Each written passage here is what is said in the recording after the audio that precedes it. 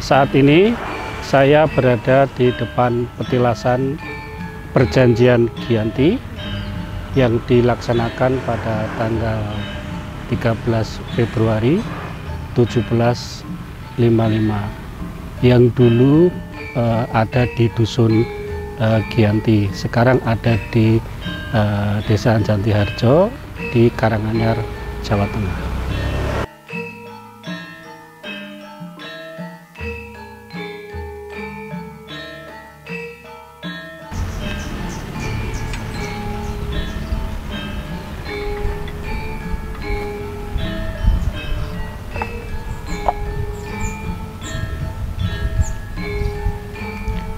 Ya, kita saat ini ada di petilasan Perjanjian Giyanti. Saat ini ditumbuhi sebuah pohon preh. Nah, di sini dulu setelah pertemuan antara Nicholas Harting dengan Pangeran Mangkubumi yang dilaksanakan di Pedagangan Grobogan pada 22 dan 23 September 1754, disepakatilah akan diadakan sebuah perjanjian damai antara VOC dengan Pangeran Mangkubumi dengan beberapa poin penting yang disepakati bersama. Di antaranya adalah dibaginya wilayah kerajaan Mataram menjadi dua, yang separuh nanti menjadi Kasunanan Surakarta dan yang separuhnya lagi menjadi wilayah yang diberikan kepada Pangeran Mangkubumi.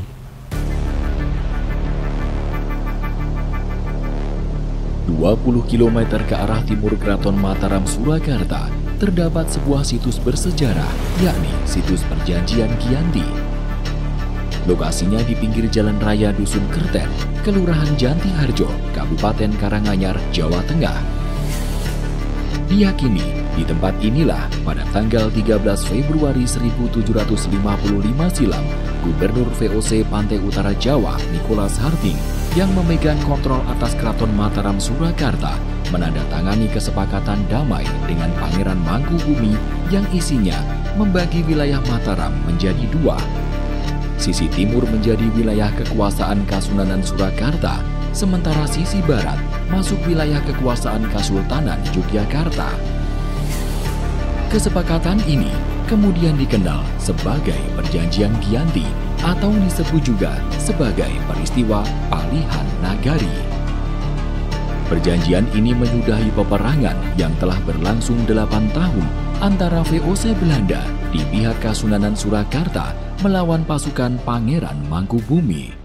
Ketika Nicholas Harting mampir di Kasunanan Surakarta, salah satu poin yang disampaikan oleh Harting kepada Pakubono III adalah bahwa Harting menginginkan setelah Perjanjian Giyanti nanti Sunan Pakubono III diminta untuk bertemu dengan Pangeran Mangkubumi. Nah, Sunan Pakubono III menyetujui hal itu.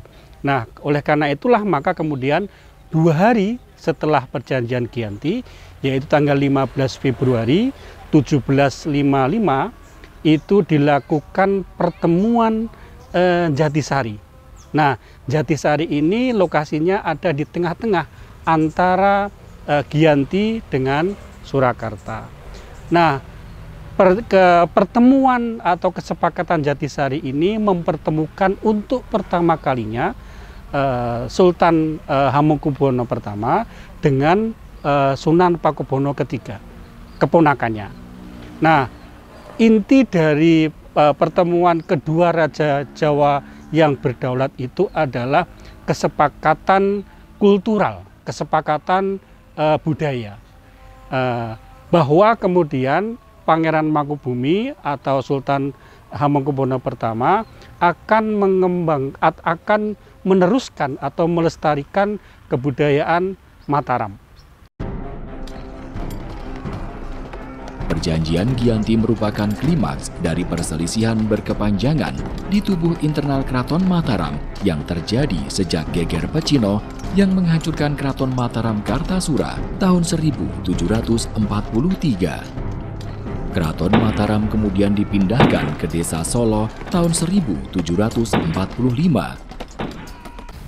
Yang mengesankan pada periode sebelum terjadinya peristiwa Perjanjian Giyanti adalah dinamika politik yang terjadi di tubuh internal Keraton Mataram, di mana pada saat itu terjadi pemberontakan pasukan Cina yang salah satu pemimpinnya kita tahu bernama Raden Mas Garendi, yang kemudian geger itu bisa ditumpas oleh Sunan Pakubuwono II didukung oleh VOC.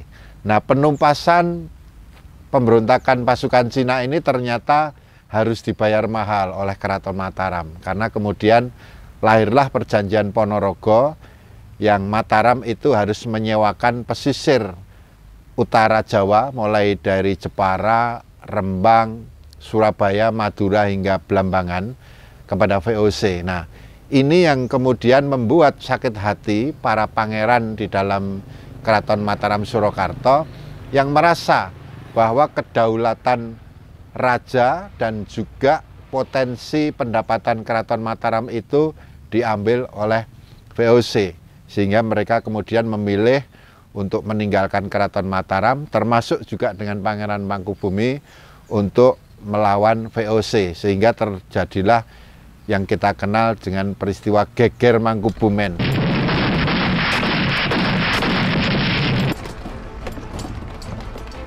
Posisi Keraton Mataram makin tertekan oleh kontrak-kontrak politik VOC Belanda yang menuntut imbal balik atas perannya menumpas pemberontakan dengan meminta wilayah pesisir utara Jawa seperti Jepara, Rembang, Surabaya, Madura, dan Blambangan. Termasuk ketentuan Sunan mengangkat pepatih dalam hingga kewajiban menyetor hasil panenan beras tiap tahunnya kepada VOC Belanda. Banyak pangeran yang menyatakan ketidaksetujuannya karena mengkhawatirkan melemahnya kedaulatan raja dan hilangnya sumber-sumber utama pendapatan Keraton Mataram. Kondisi makin pelik ketika VOC Belanda cawe-cawe ke dalam urusan aset tanah yang dibagikan Sunan Pakubuwono II pada para pangeran. Dalam Babad Giyanti karya Raden Ngabei Yasadipura I dikisahkan, dengan berat hati tahun 1747, Pangeran Mangkubumi pun terpaksa memilih jalan dengan meninggalkan Keraton Mataram Surakarta. Ia lantas bersekutu dengan para pangeran yang terlebih dahulu tak sudi tunduk pada VOC Belanda seperti Pangeran Mangkunagara, Pangeran Buminata, atau Sultan Dandun Martensari, dan lainnya. Pangeran Mangkubumi lantas mengkonsolidasi kekuatan di Pandak Karangnongko. Pangeran Mangkubumi mengangkat sejumlah pembesar sebagai pengikut seperti Raden Martawijaya, Ngabei Samadipuro, Rangga Wirosetiko, Raden Tumenggung Jayadirja, Raden Tumenggung Brajamusti, Raden Tumenggung Ranadiningrat, dan banyak lagi lainnya. Termasuk Pangeran Mangkunegoro alias Raden Mas Said dan Tumenggung Martapura. Peperangan Pangeran Mangkubumi beserta para pengikutnya melawan VOC Belanda berlangsung sengit selama 8 tahun. Daerah pertempurannya sangat luas, mulai Sukowati, Salah, Yogyakarta, Grobogan, Blora, Jipang. Kemenangan dan kekalahan silih berganti saling dialami kedua belah pihak. Perang yang berlangsung kurang lebih 8 tahun, dari 1747 hingga kemudian karena perang itu tidak kunjung selesai, kemenangan dan kekalahan silih berganti dialami oleh kedua belah pihak, maka kemudian dijajakilah komunikasi di antara kedua pihak, antara VOC dan Pangeran Mangkubumi, dan kemudian disepakati poin-poin yang kemudian dituangkan di dalam Perjanjian Giyanti. Di situ kita bisa melihat bagaimana keteguhan sikap seorang Pangeran Mangkubumi untuk memegang prinsip membela hak-hak yang kemudian terampas oleh kaum company. Perang berkepanjangan ini meninggalkan banyak warisan filosofi, kita tahu meninggalkan watak satrio, nyawiji greget sengguh ora mingkuh, satu sikap untuk selalu nyawiji dengan perjuangan rakyat, selalu bersemangat, bertanggung jawab, dan tetap rendah hati. Dan karena filosofi dan sejarah panjang Pangeran Mangkubumi itu, pemerintah pusat pada November 2006 menganugerahkan gelar pahlawan nasional kepada Pangeran Mangkubumi. Perjanjian Giyanti pada akhirnya berhasil digelar. Poin kesepakatannya ditandatangani antara lain: 1. Pangeran Mangkubumi akan memakai gelar Sultan dan mendapat setengah bagian Keraton Mataram. 2. Daerah pantai utara Jawa tetap dikuasai VOC. Dan setengah bagian dari ganti rugi atasnya diberikan kepada Pangeran Mangkubumi. 3. Pangeran Mangkubumi memperoleh setengah pusaka-pusaka Keraton Mataram. Semua kebudayaan Mataram akan dilestarikan dan diteruskan oleh Pangeran Mangkubumi di Kasultanan Yogyakarta. Sementara Sunan Pakubuwono III di Kasultanan Surakarta akan menciptakan kreasi baru, budaya kreasi baru. Nah, sejak saat itulah maka kemudian untuk seterusnya terjadi dua kebudayaan peradaban yang berbeda, antara yang dikembangkan oleh Sultan Hamengkubuwono pertama dan penerusnya di Kasultanan Yogyakarta dengan kebudayaan yang dikembangkan oleh Sunan Pakubuwono III dan penerusnya.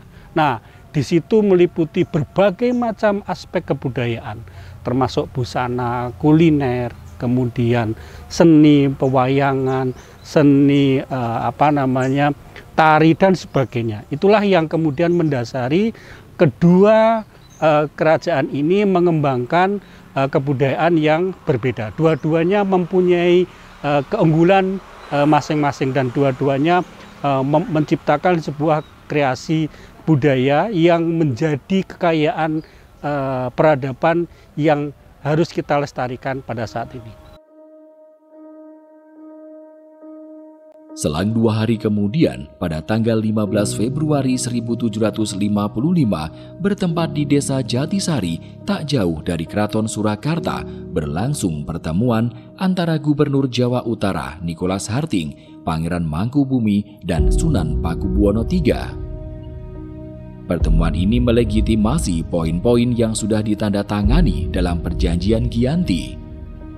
Konon dalam pertemuan tersebut, Sunan Pakubuwono III memberikan keris pusaka Kanjeng Kyai Kopek kepada Pangeran Mangkubumi. Perjanjian Giyanti juga menjadi tonggak awal kemunculan berdirinya dinasti Kasultanan Ngayogyakarta Adiningrat. Karena kurang lebih sekitar 1 bulan setelah Perjanjian Giyanti, Pangeran Mangkubumi kemudian meneguhkan berdirinya Kasultanan Ngayogyakarta Adiningrat sekitar tanggal 13 Maret 1755 atau yang kemudian kita kenal sebagai peristiwa Hadeging Nagari. Semenjak periode itu Kasultanan Ngayogyakarta eksis dengan raja pertama Sri Sultan Hamengkubuwono yang bertahta yang pertama mesanggah sebentar di Ambar Ketawang sembari menunggu pembangunan Keraton Yogyakarta selesai. Begitu juga periode berlangsung hingga kemudian periode revolusi kemerdekaan Sri Sultan Hamengkubuwono IX bersama PA 8 menyatakan bergabung ke NKRI. Dan atas bergabungnya Kasultanan dan Kadipaten ke Yogyakarta itu Presiden Soekarno memberikan piagam kedudukan yang mengakui eksistensi Yogyakarta sebagai daerah istimewa bagian dari NKRI.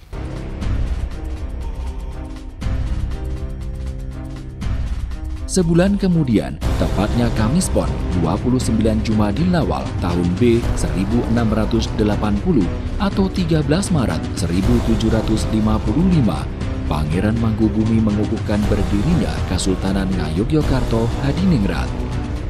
Beliau naik tahta dengan gelar Sri Sultan Hamengkubuwono I. Beliau memerintah hingga wafat 24 Maret 1792 dan digantikan putranya Raden Mas Sundoro yang bergelar Sri Sultan Hamengkubuwono II. Pangeran Mangkubumi mewariskan sifat keteladanan pemimpin yang berwatak satria, nyawiji, greget sengguh, ora mingko, yakni visi kepemimpinan yang selalu menyatu dengan kehendak rakyat, selalu bersemangat dan membangun sikap optimisme, berani dan bertanggung jawab dengan mengedepankan sikap rendah hati. Paniraga Keistimewaan Daerah Yogyakarta tentu berusaha untuk melaksanakan ketugasannya dalam rangka berkaitan dengan perjanjian Giyanti. Pertama, memang ada pelaksanaan di lokasi terjadinya perjanjian Giyanti, dan apabila ada undangan, kami akan selalu menyempatkan diri untuk hadir. Kemudian yang kedua, kami di Yogyakarta tentu berusaha untuk menyampaikan dengan berbagai macam media, baik itu media online maupun offline. Untuk offline, melalui media cetak, kami berusaha menyampaikan kepada masyarakat bahwa di tanggal 13 Februari tahun 2025 ada peringatan terhadap perjanjian Giyanti.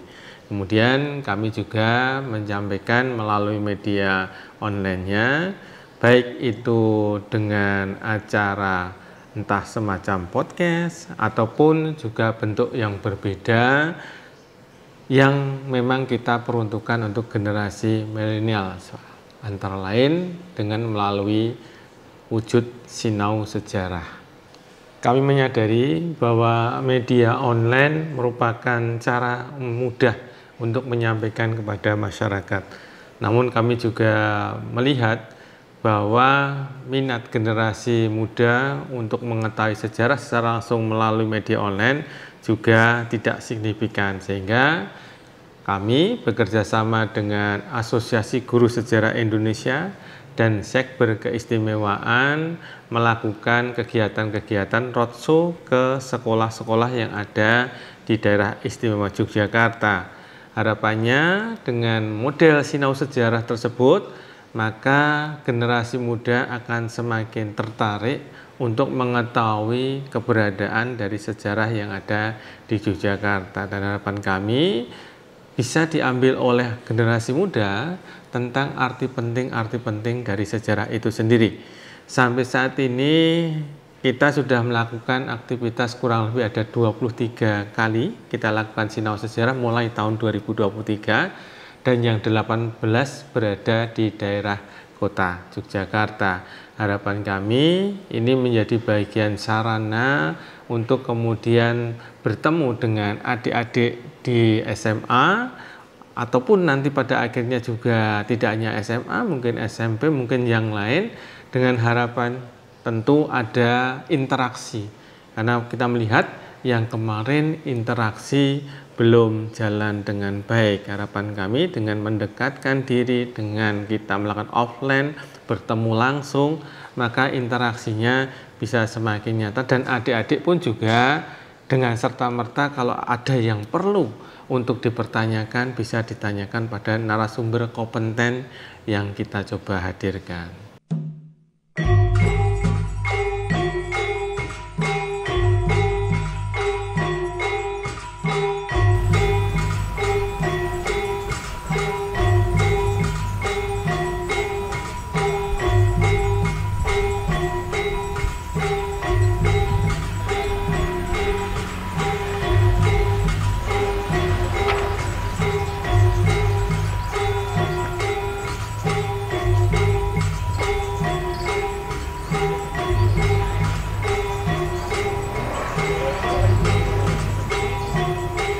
Nah, kita sudah berkunjung ke lokasi perjanjian Giyanti yang dilakukan pada 13 Februari 1755. Nah, ini adalah tetenger peristiwa pada masa lalu atau penanda peristiwa penting pada masa lalu bagi Kesultanan Yogyakarta yang harus dilestarikan.